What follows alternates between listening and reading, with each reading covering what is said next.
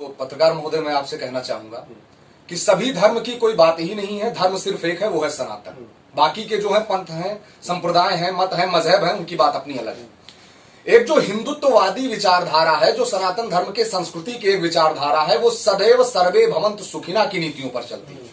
हम वसुधैव कुटुंबकम की नीति लेकर के चलते हैं। हम अगर आरती भी करते हैं अपने घर में तो हम कहते हैं विश्व का कल्याण हो। तो आप ये कैसे समझ सकते हैं कि हम नाम करेगा? नाम का तो उल्टा असर हो गया।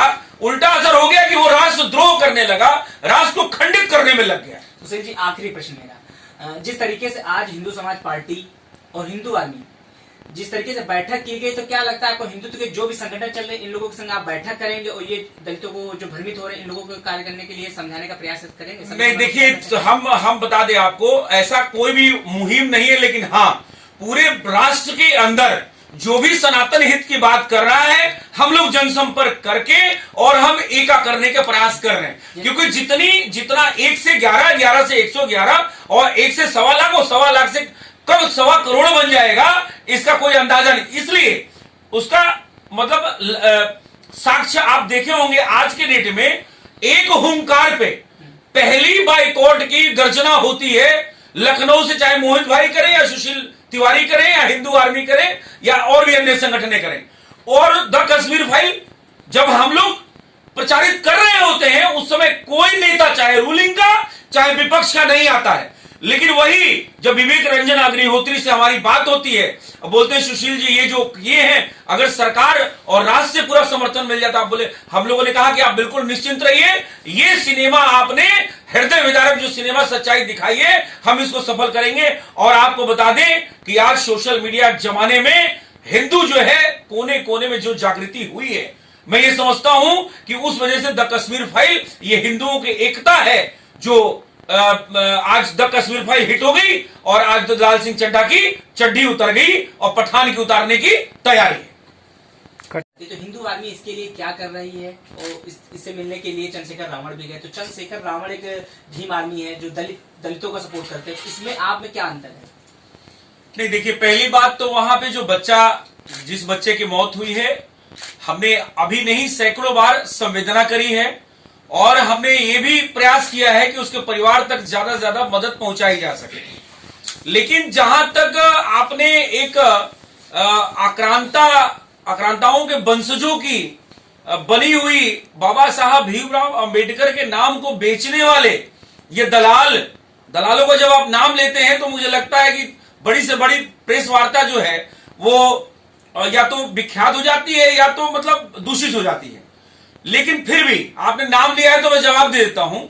देखिए, पहली बात, भीम आर्मी जो है वो कोई भी आर्मी नहीं है। उनके पास 100, 200, 500 भाड़े के टट्टू हैं।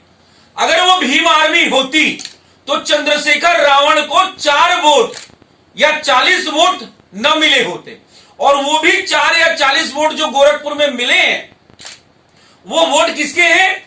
एक कट्टरपंथी समाज के जो गाय का मांस खाते हैं और अपनी बहन से विवाह करते हैं, ऐसे लोगों ने उसको वोट दिया है। तो पहली बात तो उसको दलित से मत जोड़िए।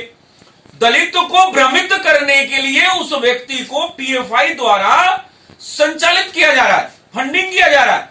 ये बात न हिंदू समाज पार्टी कर रही है, न हिंदू आर्मी कह रही है, और न ही सनातन की कोई भी जो समाज है वो कर रहा है। अन्य कोई नेता, न सुशील तिवारी या सुनील त्रिपाठी या रणधीर सिंह या मोहित राज, कोई नहीं कर रहे। ये भारत की जो ईडी है, प्रवर्तन निदेशालय है, वो कह रहा है। उसके साइट्स पे पड़े हैं, उसमें जो एफआईआर हुए थे उसमें बंदा जेल गया है।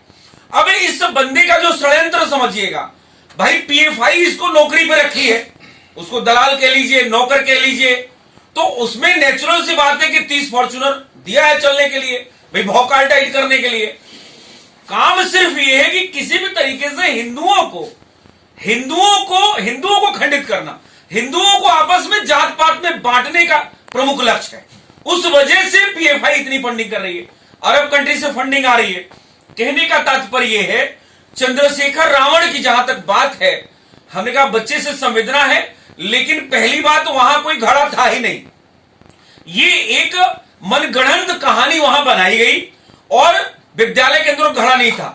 बच्चे को किसी शिक्षक ने मारा, बच्चा बीमार था, बच्चे के अंदर प्रॉब्लम्स थी पहले से, वो प्रॉब्लम हो सकता और बढ़ गई है, ये जांच का विषय है।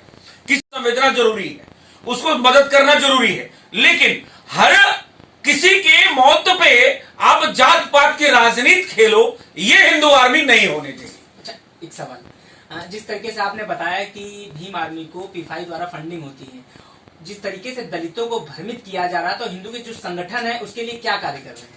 नहीं, हम बिल्कुल कार्य कर रहे हैं, वही तो कर भाई। देखिए, जो तोड़ रहे हैं उनको भी उजागर करना ये कार्य है।